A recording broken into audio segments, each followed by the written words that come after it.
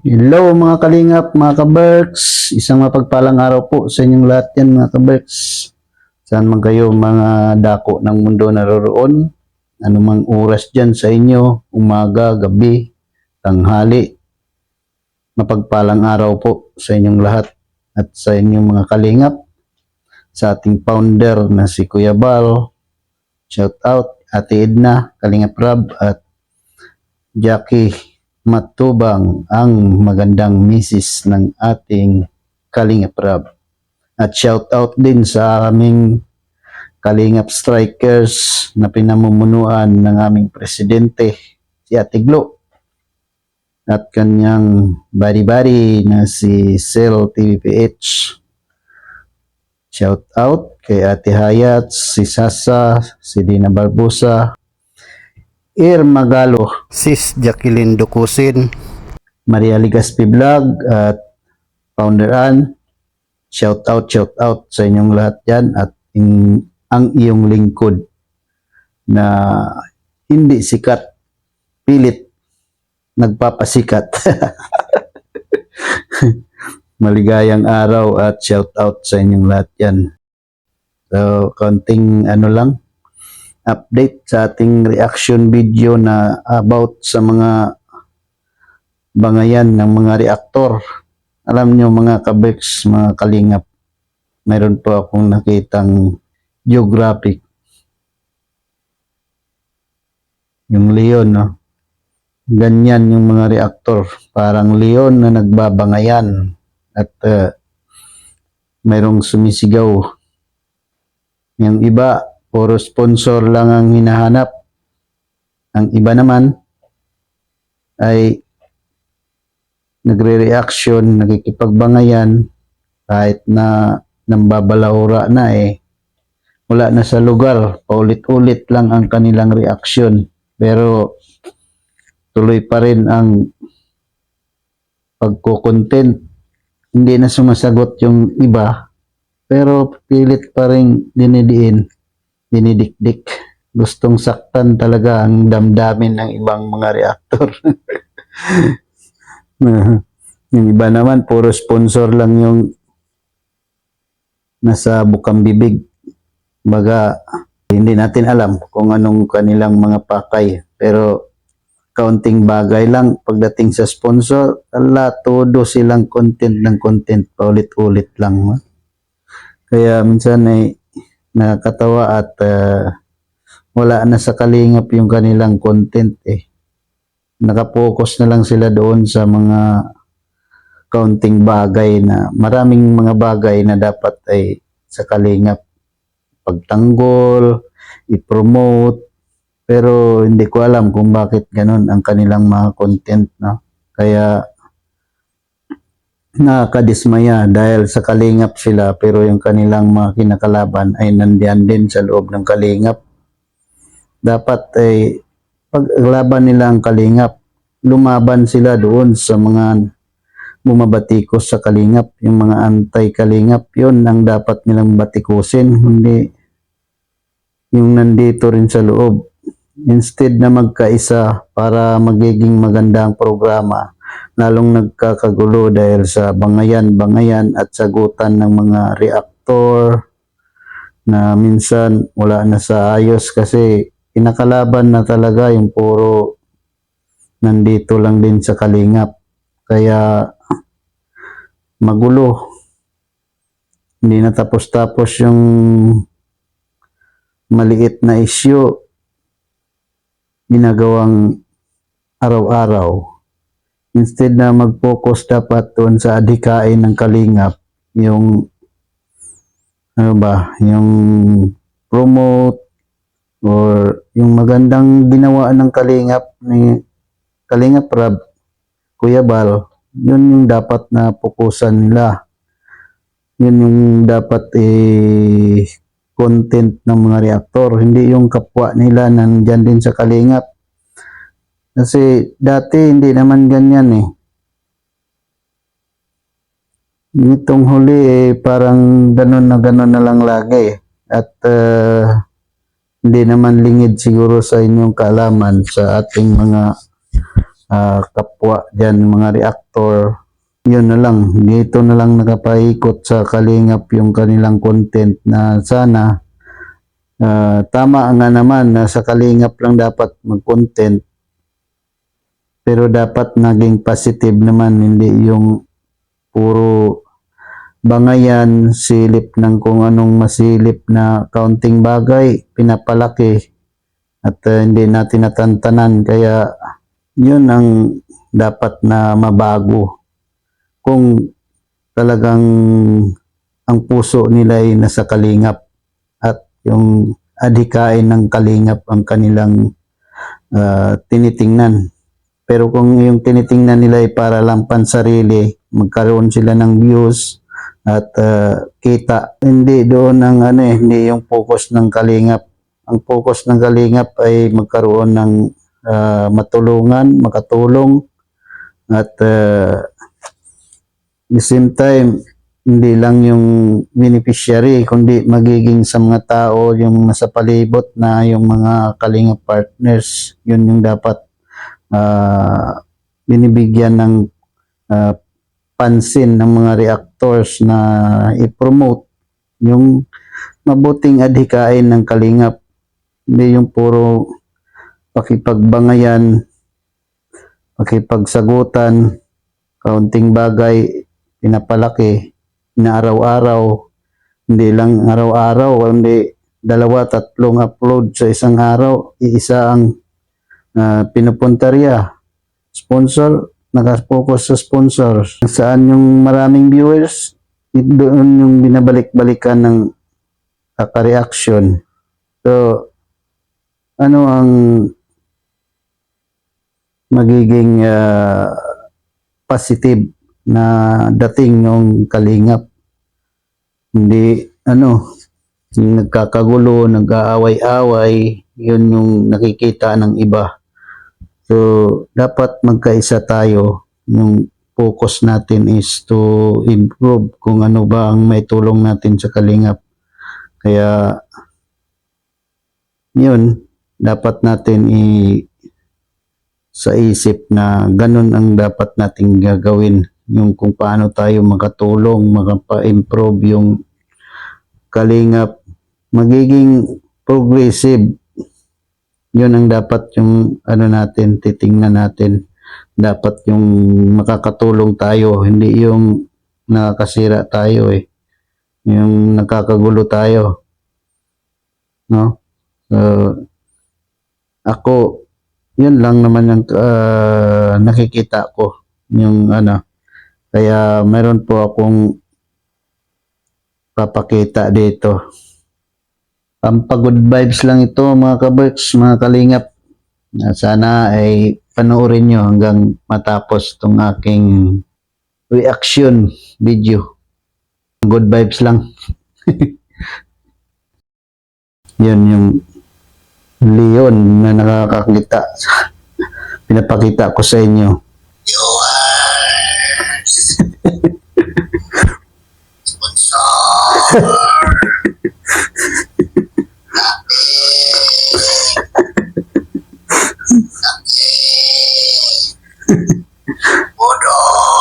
Ang talino ng Leon mga kabarks, mga Kalingap, alam na alam yung sinasabi ng reactor. Yung iba paninisisiraan lang yung kapwa nila, yung sa Kalingap partners, mga kapwa reactor, para lang makahakit ng sponsor. Baga sisiraan nila yung ibang tao para mapunta sa kanila yung sponsors. Talaga nga naman, pag napunta na sa kanila yung sponsor, susunod yan, budol-budol na. Kaya, ganyan ang ginagawa. Imbis na i-promote yung Kalingap, yung adhikain ng Kalingap, naninira na lang. Tinitira yung kung sino yung maraming sponsor dyan, sisiraan, gawa ng istorya, hanggang sa mahatak nila yung sponsor, ganun. At pag binalikan naman sila, pag wala nang may sagot, sabihin na bayaran, masinungaling, ganun. Kaya pakinggan nyo yung sabi ng susunod na leon. Ganun na ganun yung reactor.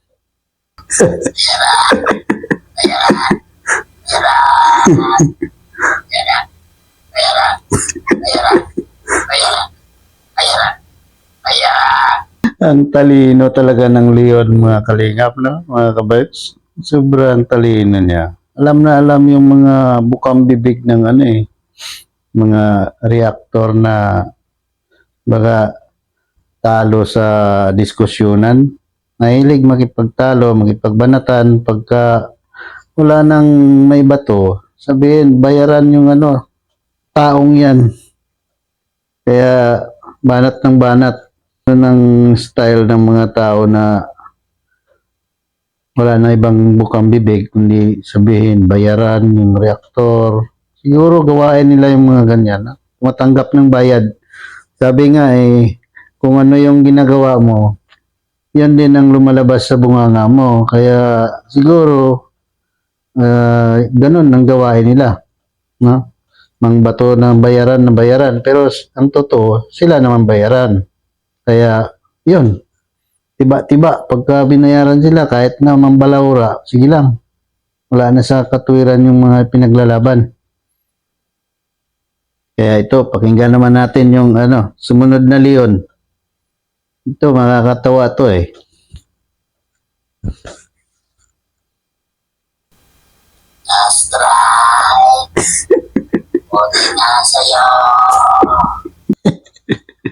Pati ba naman leon, mga kalingap, mga kabats, bully din, ano? Lakas mambuli eh. Pero sa totoo lang naman ay kapag nang babalawra ka, nakipag-asaran ka sa tao, pag-alaskador ka, kailangan handa mo sarili mo. Dahil meron mga konsekwensyan. Kasi pag ang tao, pag inaasar mo o winawarningan ka at tahimik yung tao, may kalalagyan ka talaga. Kaya isa yan sa mga dapat yung mga nagko-content creator. Kapag ka hindi na sumasagot yung tao, binalaan ka na, tahimik ka na lang kung wala ka naman pinaglalaban. Na ang pinaglalaban mo ay puro naman kasinungalingan. Gawan mo ng istorya yung tao, kaya tuloy ay may kalalagyan ka. So, lesson learned sa mga tao na gumagawa ng istorya sa kapwa, yung lalo na dito sa YouTube. Dahil merong strike, kaya tuloy yung leon nambuli. May pambira. Ngayon, may mainit-init na issue. Ilang araw pa lang, yung sabaw na ito, dapat hindi na pinalaki yun. Kaya, lumaot hanggang sa mga personal ng mga usapin. Sabi ng leon, sumisigaw din itong leon. Itong sabi ng leon, no? Sabaw! Sabaw! Sabaw! Sabaw! Sabaw! Sabaw!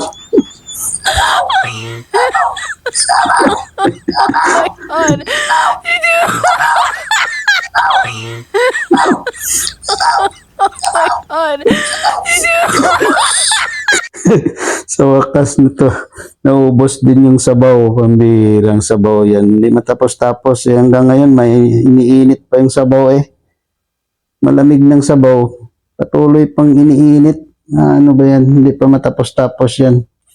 Sana nawa ay matapos na yung sabaw ng sabaw na yan. Kasi hindi maganda yan na yun sa kaunting bagay inulit-ulit natin. No? Hindi pa tayo nagsawa dyan sa kakabangayan. Ano kasi, pinipersonal kasi yung mga bagay na dapat hindi naman natin yan pinapalaki. Ang liit na bagay na usapin yan. At saka, natural lang kasi yan sa Bisaya, pag sinabi kasing mga tira-tira, nasa kaldero yun. Kumbaga, yun yung naiwan. Yun natural na yun. pananalita ng mga probinsyano. Pero hindi yan ibig sabihin na yung mga tira-tira na yan ay galing yun sa plato mo. Kasi pag sa Manila, kasi pag sinabing tira-tira, yung ano yun eh, baga yung pinagkainan mo na, yun yung tira-tira. Yung sa probinsya naman, yung pag sinabing tira-tira, pag sinabi ng kapitbahay na, oh, kumain ka dyan, meron pang mga tira-tira dyan sa kaldero. Ibig sabihin, meron pang mga natira yun dyan, yung ano, naiwan, yung hindi na ubos. Pero hindi yan ibig sabihin na galing sa kaldero at ay sa kaldero, galing sa pinagkainan na plato at binalik doon sa kaldero, hindi yun. Once na hindi naubos yun sa plato, tapon na yun, pagkain na ng aso yun, hindi yun na ilagay mo sa rep tapos initin mo, ibigay mo sa kapitbahay, anong ang kuan yun? Wala namang ganun sigurong tao na mambira, pinagkainan mo na, may mga laway-laway na yun, balik mo pa, ilagay mo sa rep at saka pagkarong mayroon kang bigyan, yun ay abot mo. Hindi naman siguro. Kaya ganun, no? Sana matapos na yung issue sa sabaw na yan hanggang sa ngayon pumapalaot yung sabaw Dumadami yung sabaw, mambira, hindi maubos-ubos yan. Nadudugtungan na yung sabaw ng ano. Ano na naman, ungkatan na naman ng kung ano-ano dahil sa sabaw. Mambirang yan. Kaya yan lang, no? Sana ay matapos na yung mga issue na yan, mga kalingap. At wala rin naman tayo makukuha dyan na na aral o ano bang makuha natin dyan, silipin natin yung personal na buhay ng iba dahil lang dyan sa mga bagay na yan, no? At nawa matapos na yung lahat. Kaya yan lang mga kalingap at bye-bye and God bless sa inyong lahat at pagpalain nawa tayo ng Panginoon at magkaisa po tayo. Bye-bye. God bless you all and Jesus loves you.